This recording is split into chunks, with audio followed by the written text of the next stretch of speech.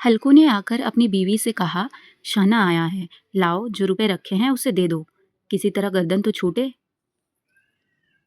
मुन्नी बहू झाड़ू लगा रही थी, पीछे फिरकर बोली, 3 ही तो रुपए हैं, दे दूं तो कंबल कहाँ से आएगा? माघ पूस की रात खेत में कैसे कटेगी? उससे कह दो फसल पर ही रुपए देंगे, अभी नहीं देंगे। हल्कू थोड़ी देर तक चुप खड़ा रहा और अपने दिल में सोचता रहा, पूस सर पर आ गया है, बगैर कंबल के खेत में रात को किसी तरह वो सो भी नहीं सकता। मगर शहना मानेगा नहीं, घुड़कियां देगा। यह सोचता हुआ वह अपना भारी जिस्म लिए हुए, जो मानो उसके नाम को गलत साबित कर रहा था, अपनी बीवी के पास गया और खुशामद करके बोला, ला दे दे, पैसे दे दे, किसी तरह से बच जाएंगे, कंबल के लिए कोई और दूसरी तदबीर सोच लूंगा। मुन्नी उसके पास से दूर हट गई और आंखें टेढ़ी करती हुई बोली, कर चुके दूसरी तदबीर, जरा सुनो कौन तदबीर करोगे? जरा सुनो कौन तदबीर करोगे? कौन कंबल खैरात में दे देगा तुम्हें? न जाने कितना रुपया बाकी है जो किसी तरह अदा ही नहीं होता। मैं कहती हूँ तुम खेती क्यों नहीं छोड़ देते? मर मर कर काम करो, पैदावार हो तो उससे कर्जा अदा करो। चलो छुट्टी हुई, कर्जा अदा करने के लिए तो हम पैदा ही हुए हैं। ऐसी खेती से बाज आए, मैं रुपए नहीं दूंगी, नहीं दूंगी मतलब नहीं दूंगी।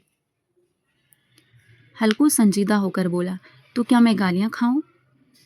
मुन्नी ने कहा, गाली क्यों देगा, क्या उसका राज है? मगर यह कहने के साथ ही उसकी तनी हुई भवें ढीली पड़ गईं। हल्कू की बात में जो दिल दहला देने वाली सदाकत थी, मालूम होता था कि वह उसकी जानिब टकटकी बांधे देख रही थी। उसने ताक पर से रुपए उठाए और लाकर हल्कू के हाथ पर रख दिए। फिर बोली, तुम अब की खेती छोड़ दो, मजदूरी में सुख से एक रोटी तो खाने को मिलेगी, किसी की धौंस तो नहीं रहेगी। अच्छी खेती है, मजदूरी करके लाओ, वो भी उसमें झोंक दो, उस पर से धौंस सुनो। हल्कू ने रुपए लिए और इस तरह बाहर चला, मालूम हो रहा था वह अपना कलेजा निकाल कर देने जा रहा है। उसने एक एक पैसा काटकर 3 रुपए कंबल के लिए जमा किए थे, वो भी आज निकले जा रहे थे। एक एक कदम के साथ उसका दिमाग अपनी नादारी के बोझ से दबा जा रहा था।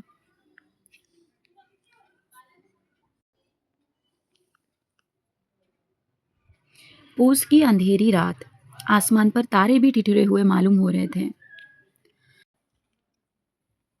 हल्कू अपने खेत के किनारे ओक के पत्तों की एक छतरी के नीचे बांस के खटोले पर अपनी पुरानी गाढ़े की चादर ओढ़े हुए कांप रहा था। खटोले के नीचे उसका साथी कुत्ता जबरा पेट में मुंह डाले सर्दी से कूं कूं कर रहा था। 2 में से एक को भी नींद नहीं आ रही थी। हल्कू ने घुटनों को गर्दन में चिमटाते हुए कहा, क्यों जबरा, जाड़ा लगता है? कहा तो था घर में पियाल पर लेट रहा। तू यहाँ क्या लेने आया था? अब खास सर्दी, मैं क्या करूं? जानता था मैं हलवा पूरी खाने आ रहा हूँ। दौड़ते हुए आगे चले आए। अब रो अपनी नानी के नाम को। जबरा ने लेटे हुए दुम हिलाई और एक अंगड़ाई लेकर चुप हो गया। शायद वह यह समझ रहा था कि उसकी कुंकू की आवाज़ से उसके मालिक को नींद नहीं आ रही है। हल्कू ने हाथ निकालकर जबरा की ठंडी पीठ सहलाते हुए कहा, कल से मेरे साथ मत आना, नहीं तो ठंडे हो जाओगे। ये रांड पछुआ हवा न जाने कहाँ से बर्फ लिए आ रही है। उठूं फिर एक चिलम भरूं, किसी तरह रात तो कटे। 8 चीलम तो पी चुका। ये खेती का मज़ा है। और एक भगवान ऐसे हैं जिनके पास अगर जाड़ा जाए तो गर्मी से घबरा कर भागे। मोटे गद्दे, लिहाफ, कंबल, मजाल है कि जाड़े का गुजर हो जाए। तकदीर की खूबी है, मजदूरी हम करें, मज़ा दूसरे लूटे। हल्कू उठा और गड्ढे में जरा सी आग निकालकर चीलम भरी। जबरा भी उठ बैठा। हल्कू ने चीलम पीते हुए कहा, पिएगा चीलम? जाड़ा तो क्या जाता है, हाँ जरा मन बहल जाता है। जबरा ने उसकी जानिब मोहब्बत भरी निगाहों से देखा। हल्कू ने कहा, आज और जाड़ा खा ले, कल से मैं यहाँ पियाल बिछा दूंगा, उसमें घुसकर बैठना, जाड़ा नहीं लगेगा तुम्हें।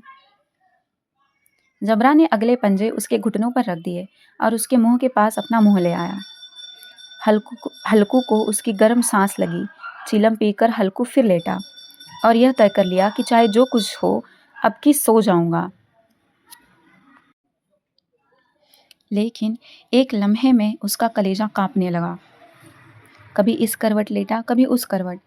जाड़ा किसी भूत की मानिंद उसकी छाती को दबाए हुए था।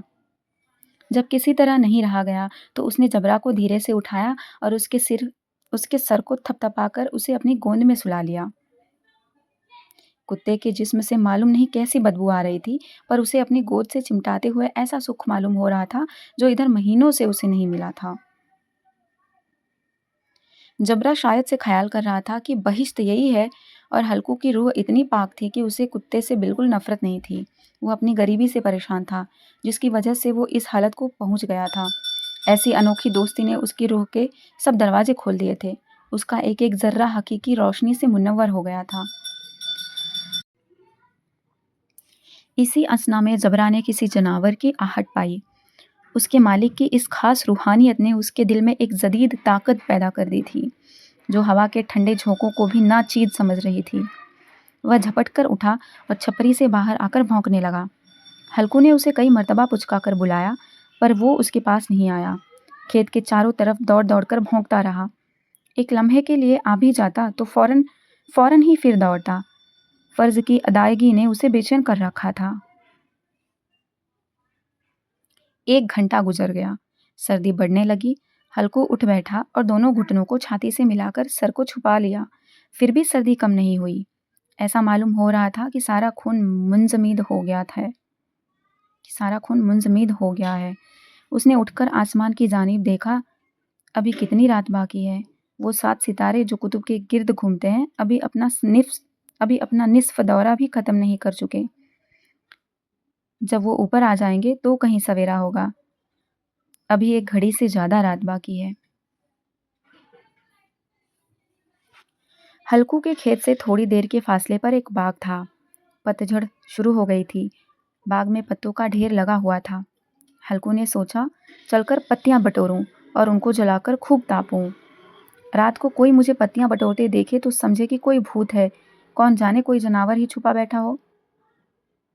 मगर अब बैठे तो नहीं रहा जा रहा।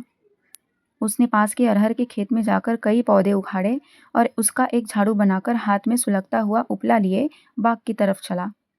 जबरा ने उसे जाते देखा तो पास आया और दुम हिलाने लगा। हल्कू ने कहा, अब तो नहीं रहा जाता जबरू, चलो बाग में पत्तियां बटोर कर तापें।